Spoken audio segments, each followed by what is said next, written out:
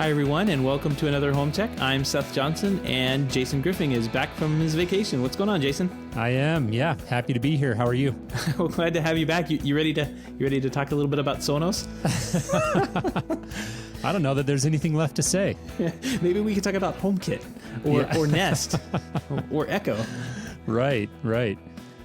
Yeah, you did a great job on the show last week. I was, as you alluded to, off enjoying a nice vacation with my family. We went up to Steamboat Springs here in Colorado. Really beautiful part of the state, beautiful part of the country, and just enjoyed some relaxing time with my parents and brother and sister and nieces and nephews. So really good time, and happy to be back, though. Feeling rested and ready for a good show here.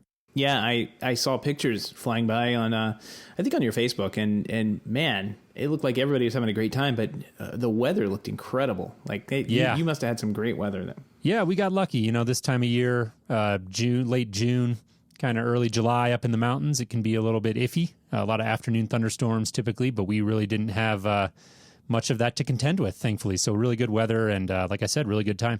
All right, well, cool. It's good to have you back. Let's jump into the show, man. There's a lot to talk about this week. First up, you had a new baby. Well, not quite yet. That's in about a month, but yeah. Right. A real one. A real baby, one. Yeah.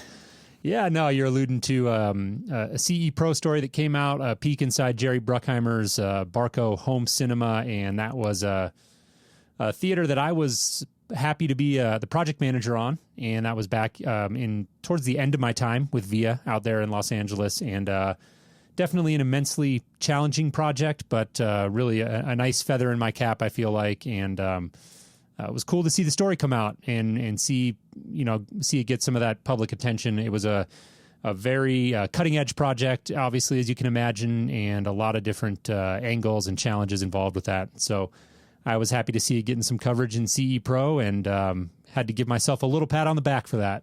Yeah, and if anybody is a long-time listener to the show, I just did a search. I found it. It was episode number 48, so HomeTech.fm/48. We've actually got a picture that you took and posted of this massive thing, and I think we talked a fair bit about it on the show too. We did. Yeah, we did.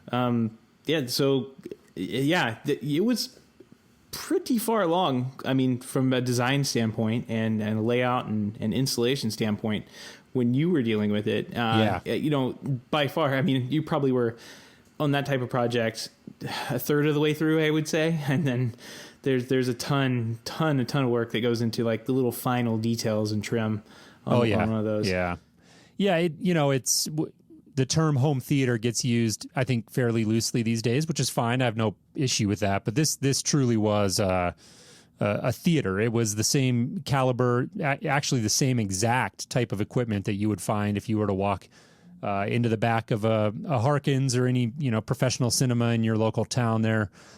We were dealing with the same stuff. So same projection equipment, same type of servers, audio processors, all that sort of thing. So there's a ton of work that goes into that. Like I said, I was the project manager on it, and on a project like that, the only way it gets done is with a really dedicated team. There's a ton of people involved. We had a gentleman, Ryan Brown, with Paradise Theaters, who some of our integrator friends who are listening will probably be familiar with. Oh yeah, that company. They do a lot of really high end theater design, and so they did the whole design of the room. And we had a company out in LA that we used a lot called Fantastic Theater, I believe was the name, and they were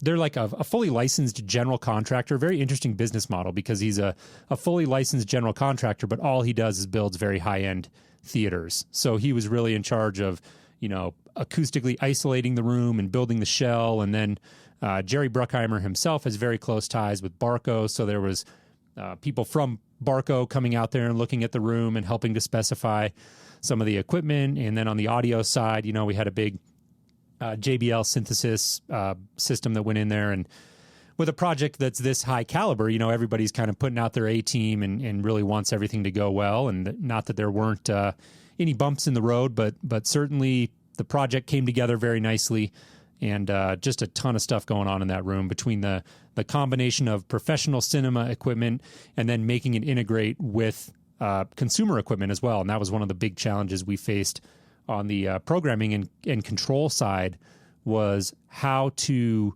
deal with controlling professional cinema equipment that's not designed to be controlled by an end user. These systems are not designed with that sort of person in mind. And so very challenging. We had a really good savant programmer, a good friend of mine named Nolan, on the project, and he really worked hard to get it all to come together. So really cool project. And I definitely, when I saw the story come out, wanted to plug it on the show and encourage people to go check out that article if they haven't read it yet.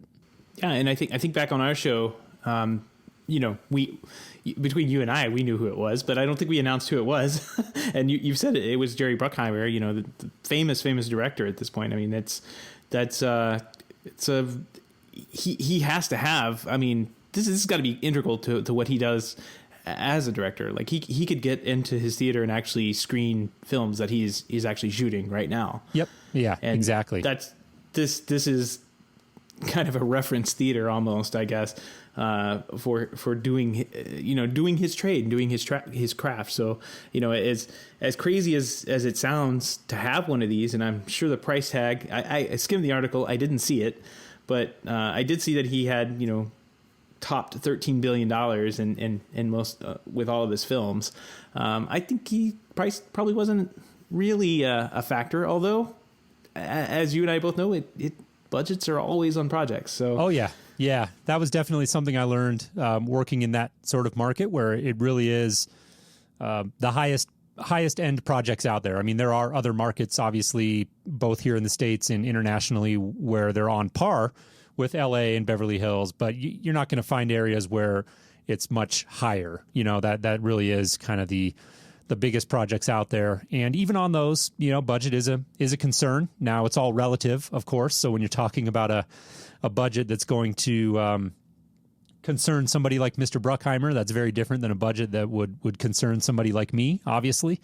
But it was interesting to see that dynamic and also, a little inside baseball, but a lot of the equipment that went into that, some of the Barco equipment and stuff like that, it's not like going out and buying a projector at Best Buy or something. It's very highly specialized, and Barco is very incentivized to be able to say, hey, we are the projection provider for the personal home cinema of Jerry Bruckheimer. There's value in that, and so they offer very, very good deals. He got some really good deals on that stuff, I happen to know, and probably not at liberty and wouldn't feel appropriate really discussing what the budget was, but needless to say, it was a significant amount and wasn't the primary driver. This is very much a performance-driven room. Eric Thies, a former boss of mine, was quoted extensively in the article. He was the one who sold the job and one of the former owners of DSI and a principal in VIA. And, I thought he had a great quote in the article when he said that building a room like this for Jerry Bruckheimer is kind of like designing a set of golf clubs for Tiger Woods. And I thought that was a great analogy because you really are, you're designing a room, like you said, for somebody who does this as a profession at the highest level out there. And so everything has to be considered.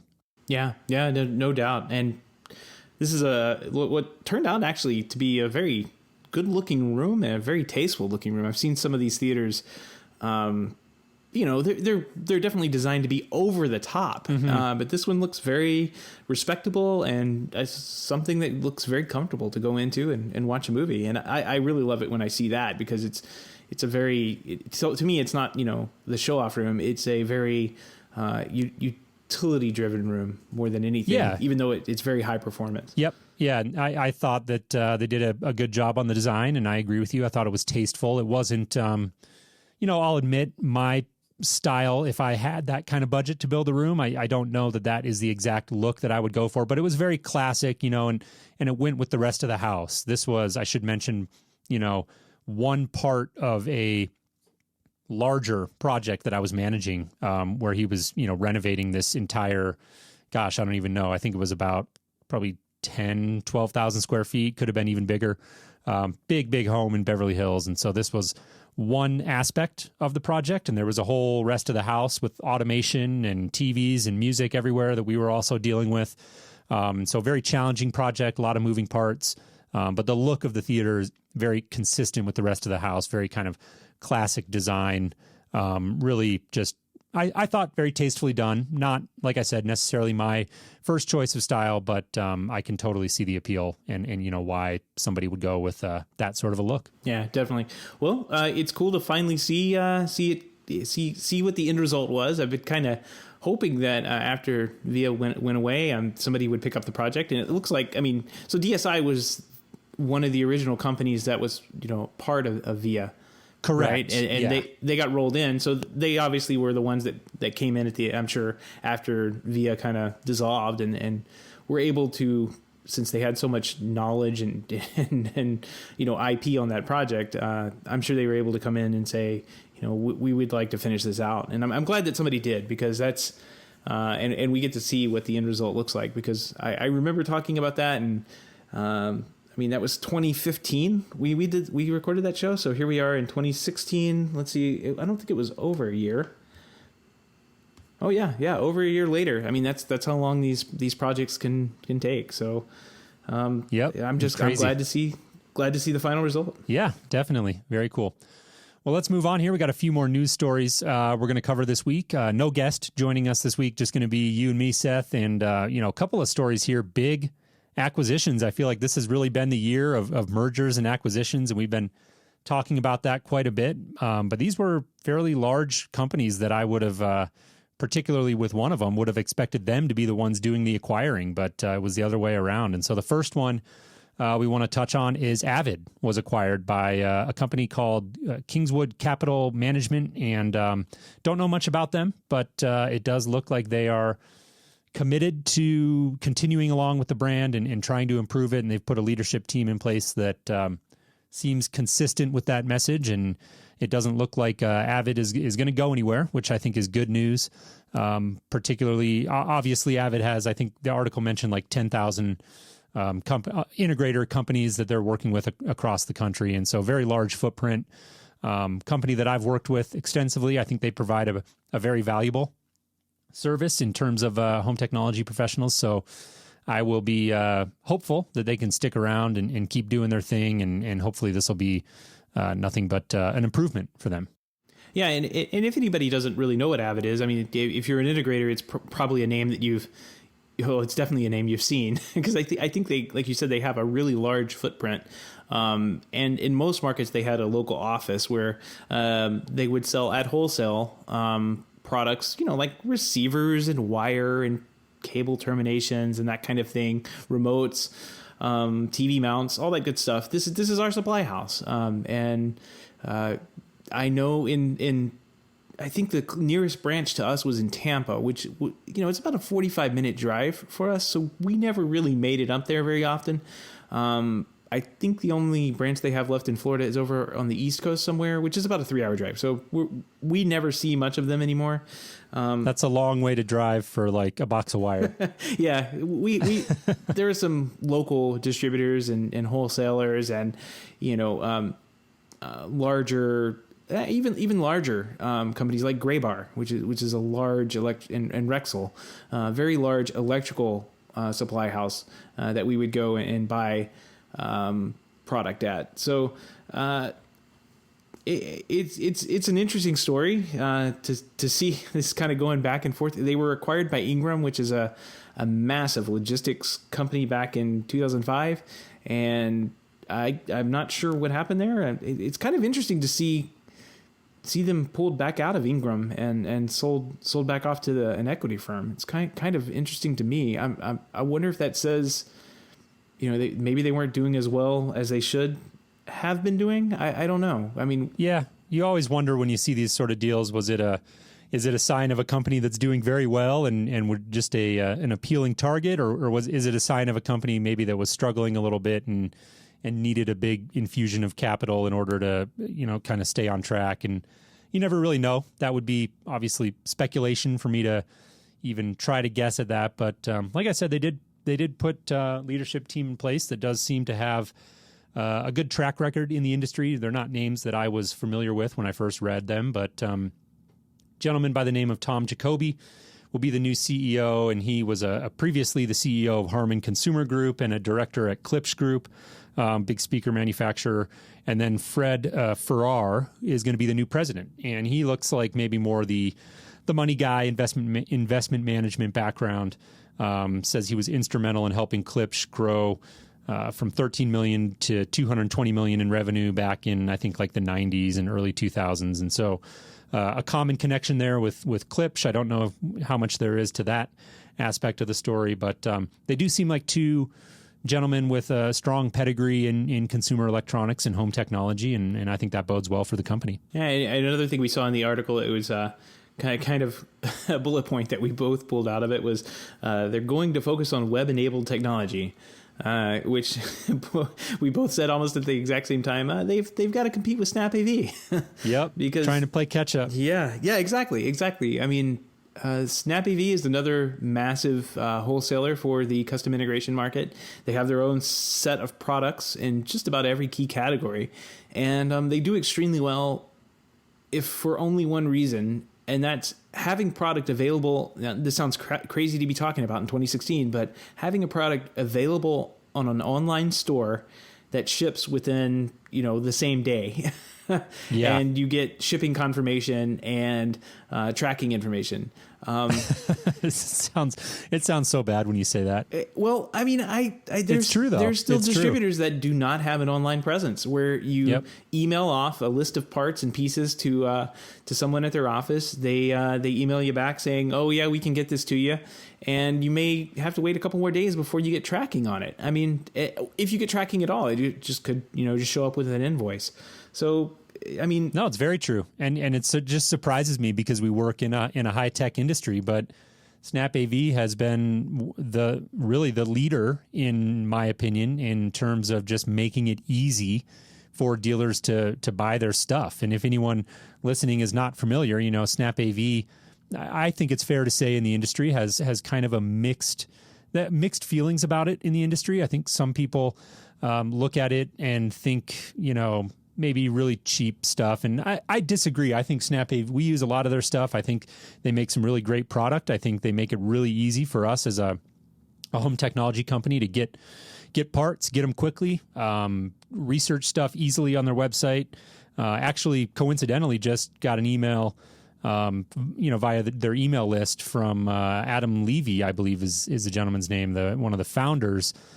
Sent out an email just kind of notifying Snap AV dealers about some upcoming improvements to the website. And the gist of the email is, why would we update the website? We've already got the best, website in the industry, which, for what they do, I would agree with.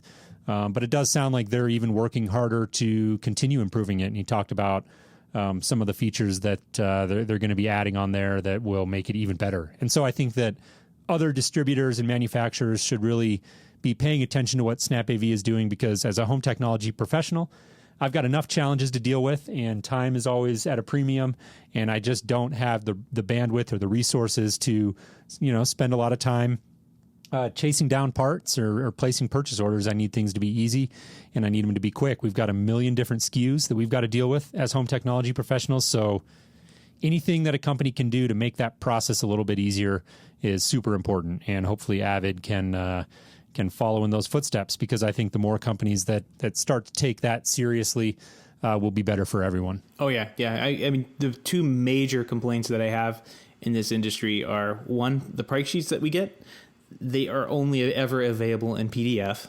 I don't understand why. Like, I have to take a PDF with maybe 300 SKUs on it and transpose everything over into a database. Like, just give me the Excel sheet that you made this PDF with. Yeah. But they can't do that. Forget it. And then, I made this joke before, but back when Snap AV first started up and you were getting those complaints of them having, cheap product and blah, blah, blah, by the people who were selling against them, turns out, I was still sending faxes and purchase orders. I had a distributor that would not take anything from us but a fax. You'd have to fax something over. Unbelievable. Yeah. So this was, only a half dozen years ago. To think about how far we still haven't come. And I say that, like, what Snap AV does is very tough to do. Like, you've seen Amazon do it, but you haven't seen very many other companies besides Amazon pull off what they do logistics wise. Snap AV is kind of the Amazon of our industry in the respects of logistics. Like, when you place an order, you know if the stuff is in stock and it gets shipped. And that is extremely hard to do. Avid tried to do it once, probably about 10 years ago. And they didn't do so well. And I think that's when they went to Ingram to use their back end and logistics. And now I'm just really curious to see what they end up with, and how well it works out for dealers in the field. Yep, absolutely. Well, like I alluded to, there was a second big acquisition that came right on the heels of the Avid news. And I would say an even more surprising acquisition, and that is HomeTech being acquired. And this does not look like good news. I guess what I'm trying to say is I would not want to be an employee of HomeTech right now. Right. This was a bombshell, and it just hit this morning.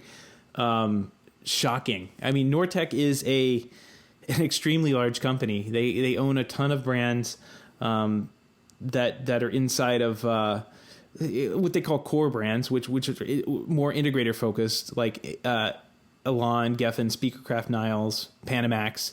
But they also own 2GIG, which is a massive alarm panel company, and more consumer-facing brands like Broan and Newtone, which, I go to Home Depot and I was looking around for, a bathroom exhaust fan. I bought a Newtone. And they had two options between Home Depot and Lowe's. It was one had Newtone and one had Broan, and I'd go between the two, and they were the exact same thing. They were just boxed differently.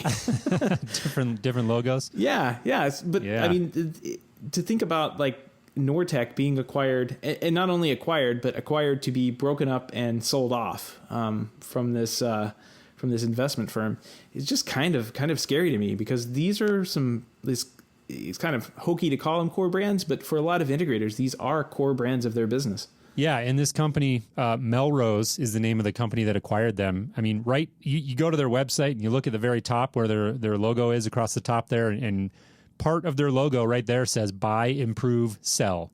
And so that's what these guys do. They buy companies, they improve them, and improve typically, when you're talking about these sort of things,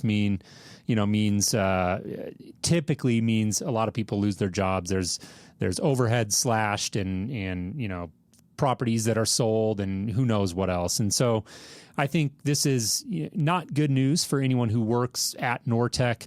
I think that the company is probably in for a pretty rough ride here. And I'm not trying to cast Melrose as a villain here. I think companies like Melrose play an important part in our economy. And if HomeTech is a company that is presumably, like we talked about with the Avid story, I would assume HomeTech was probably a company that was struggling a little bit. And I think that in the long run, this was probably something that was likely to happen eventually.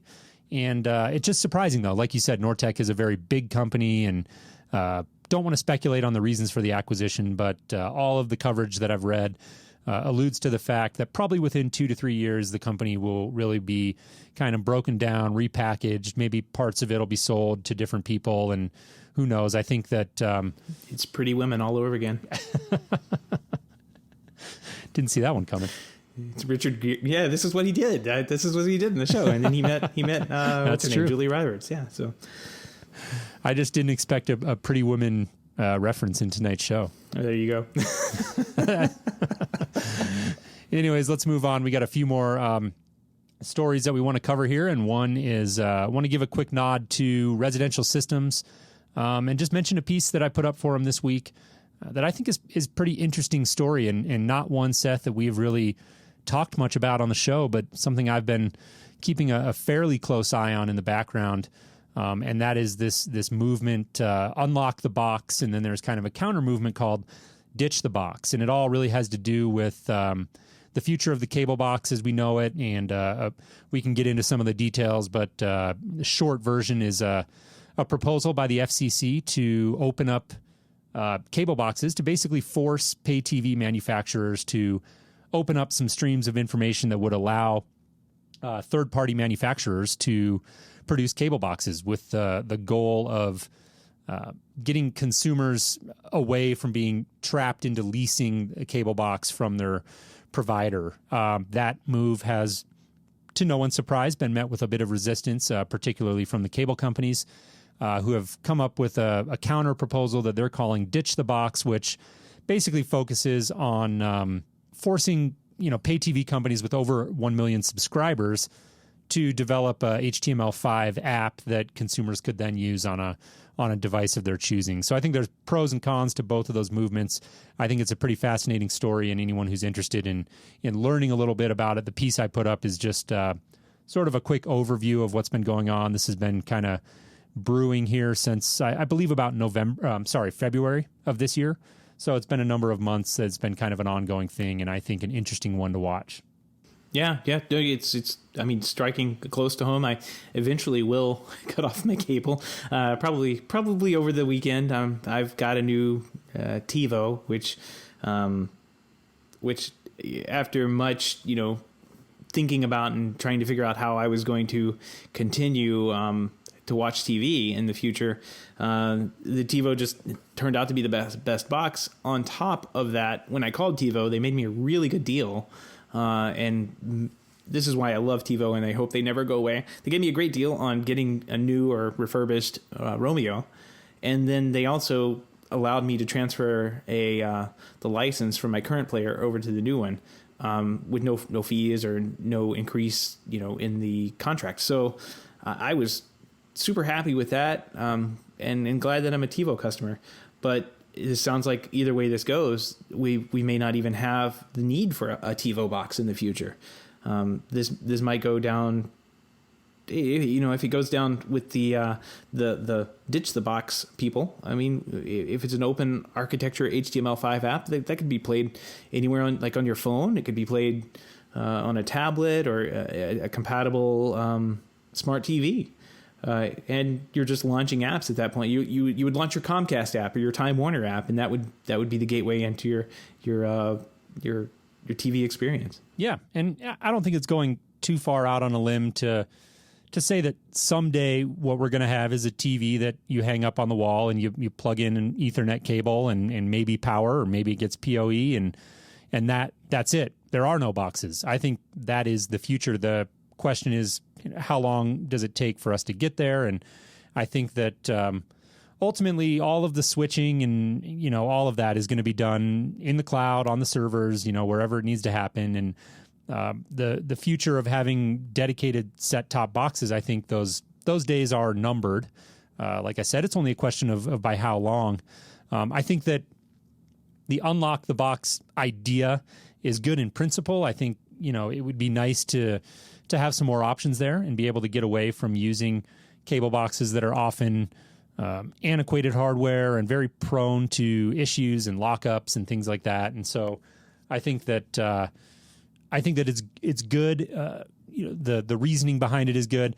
I don't know how much need I really see for the FCC to be coming in and dictating that. I think the market is already doing that, and we're already starting to see more of that happening with just the move over to apps. And I think that eventually that's where we're going anyways. I don't think that we necessarily need the FCC to mandate that. But either way, I think that home technology professionals and consumers will come out ahead on this, no matter which way it ends, because the like I said, cable boxes as we know them now are very prone to issues and not a piece or a category of device in particular that I'm very fond of. No, I think as integrators, we all have our horror stories of controlling horrible cable boxes and their horrible UIs. I think they've done a lot better recently. Comcast has done their X1 platform. Which is a nice interface. I would agree with you. Yeah, and they even have like a voice control remote that's shipping along with it now, which you can do some minor searches with it. But as far as integration goes, it seems to be a decent platform to be on. Now, I would still choose TiVo any other over any one of these things any other day. But of course, when I run TiVo, I have to have a cable card, and this is the cable company's previous suggestion, and they never worked. They never supported it fully. So whatever they do, whether it's unlock or ditch, like I think everybody has to be on the same table. Like it all has to be the same thing. They can't have these cable cards that aren't half supported by the cable manufacturer, the cable companies themselves. And you have third party boxes like TiVo, or in the future maybe it's Roku and Apple TV. If Comcast or Time Warner implement some special HTML5 widget that they're supposed to put on there, they have to cooperate and make it available across the board if that's what they're talking about doing. And I mean, the nightmares that I've had with cable cards over the years, I do not want to have to repeat with whatever widgets, HTML5 programs, or whatever we're running on smart TVs. Like, oh man, I don't want to go down that road. Yeah. So definitely a story worth paying attention to.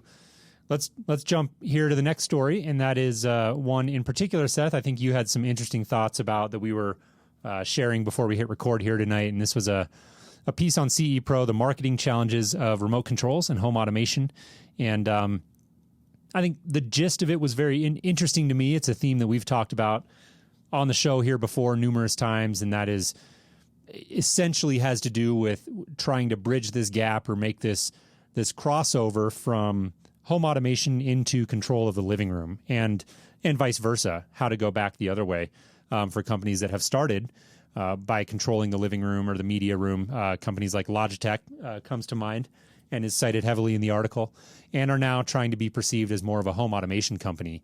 And the perception, I think, with the average consumer is that those are two very different things, and it's a bit of a challenge for companies to get around that. Yeah, this article by Julie Jacobson over at CE Pro, after I read it, it raised more questions than it answered. And she talks about early on, like, if you go to the average, home automation Joe on the street and ask them, hey, what's the name of a hub? They would reach over, they would ring the bell, and then they would say, oh, I saw the Wink there. I've been hearing a lot of good things about that. I saw that SmartThings was picked on Wirecutter to be the best do-it-yourself home automation hub. They may mention Lowe's Iris or the Vera, if they're pretty techie. But they may not mention Harmony. And Harmony does a ton of things with home automations. It works with Nest. It will integrate with your Lutron Casetas or Lutron system. I think it's more than Caseta these days. It will integrate with a number of other lighting devices like Philips Hue. It is a hub. I mean, by any definition, it is a home automation hub. But for whatever reason, the consumer thinks about it as just a remote control for their TV. And after I read this article, I sat there and I thought about it, like, I have this exact same problem with customers when I'm talking with them about Control 4. I'll throw a Control 4 remote to control the AV system into a project, and it's just what we use because it's a decent price point, and it gets the job done. Programming is fast. As an integrator, it does everything I need it to do, and it has the ability to control other devices in the house or integrate with other devices in the house. And when I mention that to my customers, I say, the first thing I say is, we're using this universal remote control, so you don't have to worry about having 4 remotes on the coffee table. All you see is your TV on the wall and 1 remote. Okay, that's great. I love it. The next breath out of, the next thing that I say is it can integrate with the lights and you control your thermostat. You can raise up and down the shades. And it's almost as like a different mindset happens. Like, they think that it's going to be more complicated than reducing those 4 remotes down to 1. And they think it's going to be more, much more expensive. Which it can be. Like, if you did your entire house, you did everything, automated everything in your house, it can be pretty expensive, but it doesn't necessarily mean it doesn't negate the fact that the product that we're putting in will do all of that and more. And I find it an interesting quandary to be in for these home automation systems that offer AV device control as well as home automation. To be in this situation where they are perceived as only a TV remote because of the form factor their product exists in. And I don't know what to think about it. I think whoever cracks the nut of being able to market the device as being a hub and a remote control for the house, for the AV system, is really going to make a lot of money. But I don't think anybody has done that yet. Yeah. Yeah, I think that it was an interesting piece. It was never, it wasn't one that I would have ever thought to write myself. Like I would have never sat down to give it that level of thought. But after I read it, I said to myself, well, yeah, it's insightful.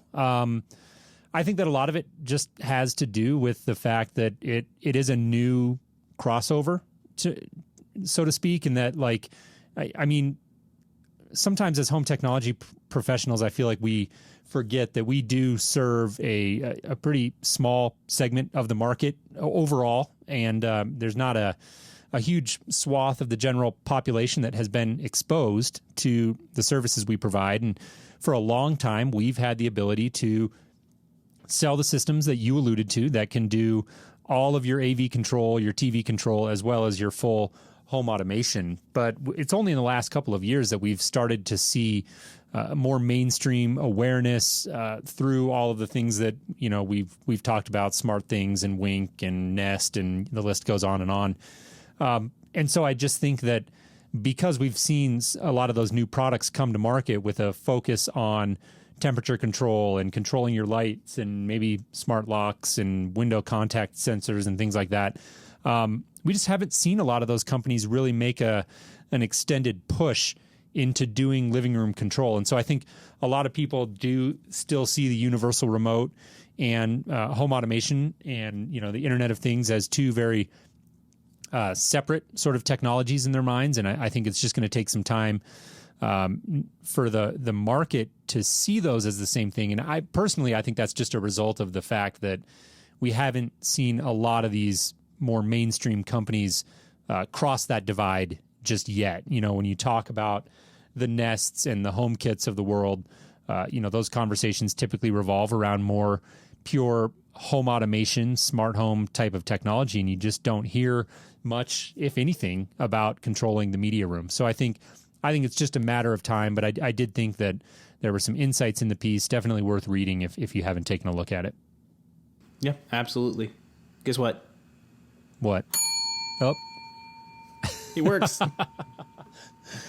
Well, you're going to get people excited, but we don't have a new hub to tease here. What we do have is a new service that can help you understand the difference between home automation and living room control. And if you want somebody to come explain that to you, I could think of no better person than a marginally paid, marginally trained Best Buy employee. Absolutely. The Geek Squad is going to be doing a free in-home consultation service where the staff will offer advice about how your tech goals, such as home automation and multi-room audio, can be reached.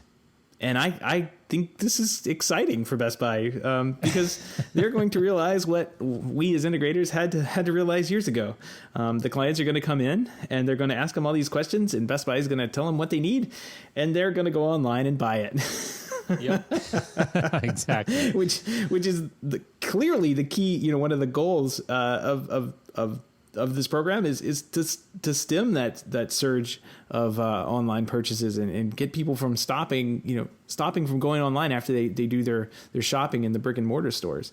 I don't know. This is going to be a fine line they're going to have to walk with this one. Yeah, I don't see it really going anywhere significant. I don't want to sound overly snarky. You know, I think there are people out there, I think particularly of maybe people like my parents or that generation who's not as immersed in this sort of technology, or maybe not even aware that it exists. And I think that a company like Best Buy, who's very front of mind and very, it's the first company, like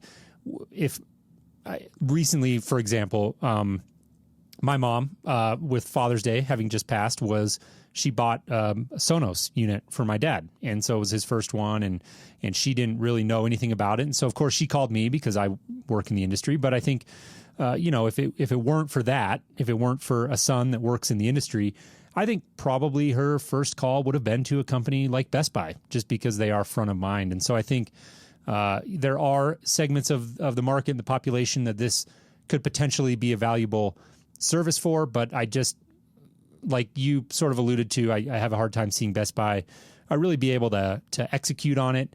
And I think what's likely to happen is what you said, and people will just use it to get some free advice and then go do some online shopping anyways. Yeah, I think that's the biggest problem they have is the free portion to it, because it means there's no value in the advice that they're offering. And I've always discouraged, integrators, if you go out and do a consultation, you should charge a little money for it. Even if you do give that money back on the backside, like you credit it back towards the purchase. What we do is kind of crazy. And I say that as I did an entire hour show or 45-minute show on the ins and outs of how to set up a Sonos system. Right. I mean, the device is out there for free if somebody wants to go find it. Like if your mom wanted to listen to me ramble on about how to set up a Sonos system, she could have done that. But I think the less friction there is, that's what most people will take that route and go with it. But I think they're probably going to end up losing a little bit more money on this than they are going to gain customers, especially because most people that will take advantage of something like this, I think will end up going out and just taking the information and finding it, whatever products they're selling, less online somewhere. Yeah, and I think that's true, and I think that the types of customers and that Best Buy is going to cater to and the type of products that they're trying to sell, I don't think necessarily support from a business perspective that idea of going out and doing a whole bunch of free consultations. I think it's interesting to hear that you are not a proponent of that.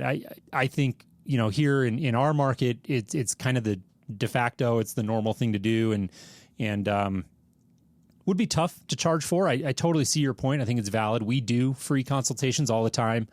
But at the same time, we are a fairly high-end company. We're not exclusively high-end, and we do a lot of projects for different budget ranges, and we increasingly have a lot of solutions we can offer at the lower end of the budgetary spectrum.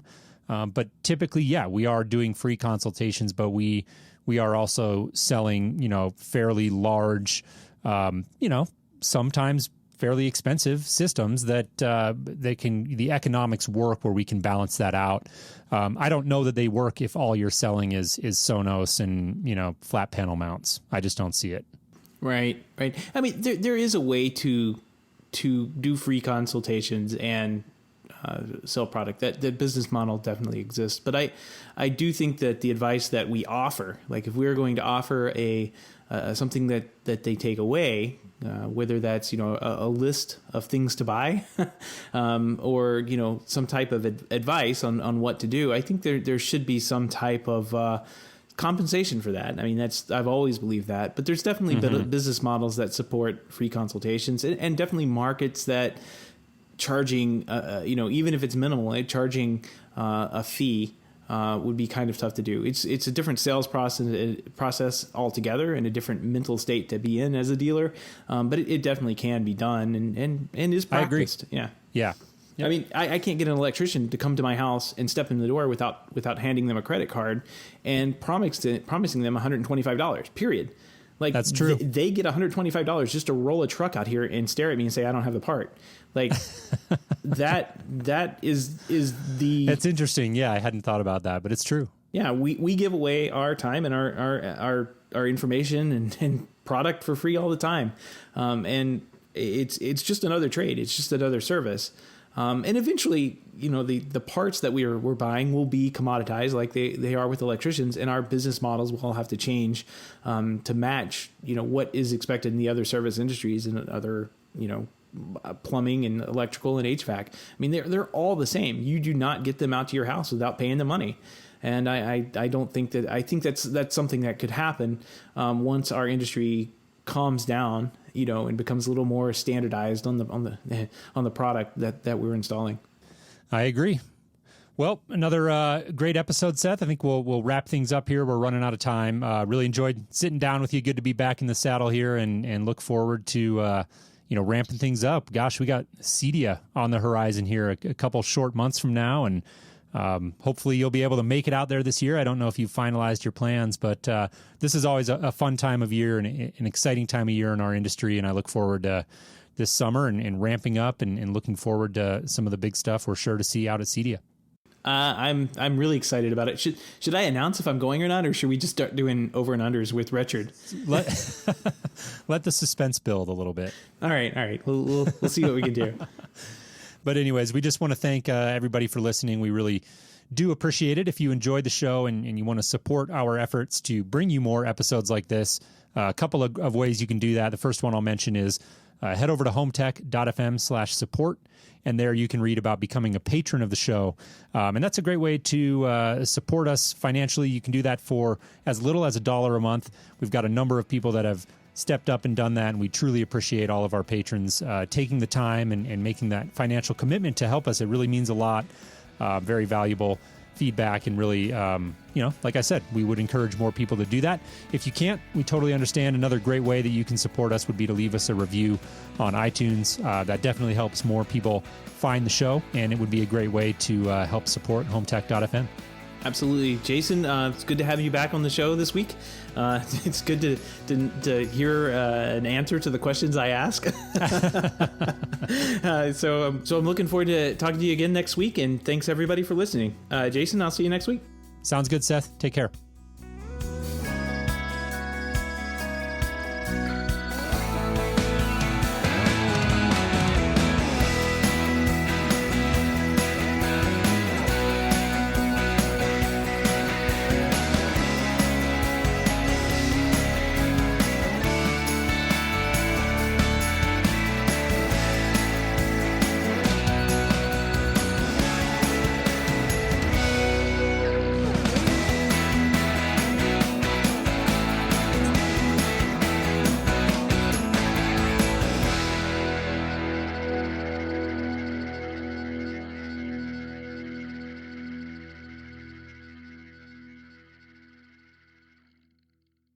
They would reach over and do this.